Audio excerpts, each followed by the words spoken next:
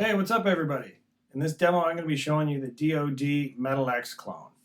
So I didn't give this any fancy or funny name, it's just straight up Metal X. And if you know my demos, you know what I do. I put the clone next to the original, I do some A-Bing for different settings, and then I'll do some tone sweeping so you can hear how they stack up to each other. Further to this, I also did some span spectral imaging so you can get a visual aid on how they look, how the actual audio, their EQ spectrum kind of looks next to each other. So what I'm going to do in this demo is I'm going to run these through my Peavey Supreme, which is behind me. I run through the clean channel, and then I'm going to do the dirty channel so you can hear the difference. So what I did on this clone is I've added some features. I mean, the clone itself is pretty much a direct clone with just added features. I didn't touch the EQ. I tried to get it as close to the original as I could. But I have added a input buffer very similar to a clone input buffer to get rid of feedback oscillation, which is kind of notorious in the old DoD distortion, like the high gain stuff, because it will basically just feed back into itself because it has no buffer. This alleviates that issue.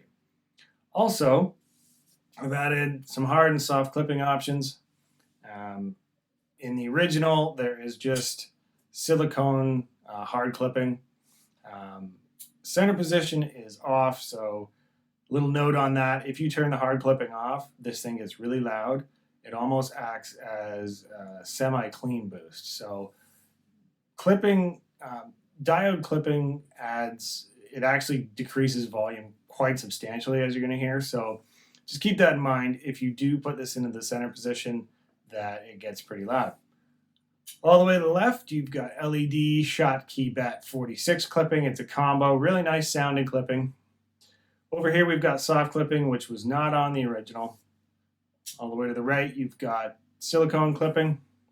Center position is off. All the way to the left, you've got LED Schottky BAT46 combo, another similar to the hard clipping side of things. It's a nice combo. You're going to hear it. It adds a little bit of brightness, less crackliness, I guess you'll hear. What else have I got? As I mentioned, I'm running this through my Peavey Supreme, and from there I run into an orange cab sim and then into Logic. From Logic, I just export the files directly. I'm not doing any kind of coloration. You're hearing exactly what I recorded. So I think that's it.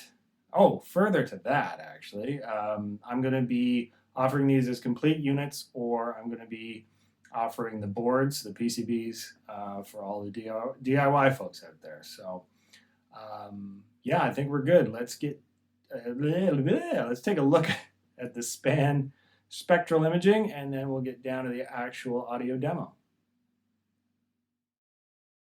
All right, so let's take a look at the span spectral imaging I did for these.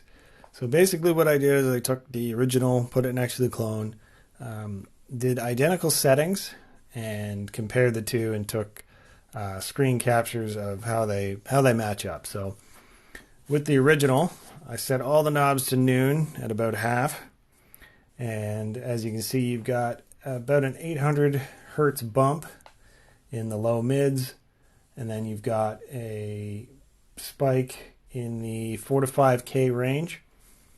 If we switch over to the clone, same thing, very similar. I'm going to sound like a broken record, but I'm going to reiterate that I got the clone EQ range almost bang on to the original, as you're going to see. So you're going to hear me say that a bunch. So same thing on the clone. I set all the knobs to noon. And as you can see, you've got the same 800 hertz bump as well as a bump around the 5 to 6K range. Next, what I did is I turned the bass all the way up, turned the treble all the way down on the original. And as you can see, you've got a spike around 130 hertz, which you should see on the low end, and another spike around 800 hertz in the low mids.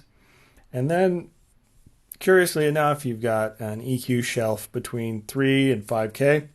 I will say this, that the original Metal X has just this treble that's always there. And I think you're going to hear that in the demo as well, that like no matter how much you turn it down, the treble always has this shelf. So switching over to the clone, same thing. You've got, I cranked the bass up, turned the treble all the way down. Same thing, you've got a spike around 130 hertz, another spike around 800 hertz, and then that treble shelf between 3 to 5K. Next thing I did is I turned the bass all the way down, turned the treble all the way up on the original, and as you can see, you've got a spike around 800 to 1K hertz, and then another spike around 5.5 to 6K. Switching over to the clone, and it is pretty much a mirror image. You've got same spike between 800 hertz to 1K, and the same spike between 5 to 6K. So, you know, as I said, I got the clone very close to the original. So there's your broken record. All right, so I think we're good. Let's move on to the actual audio part of this. Let's compare the two.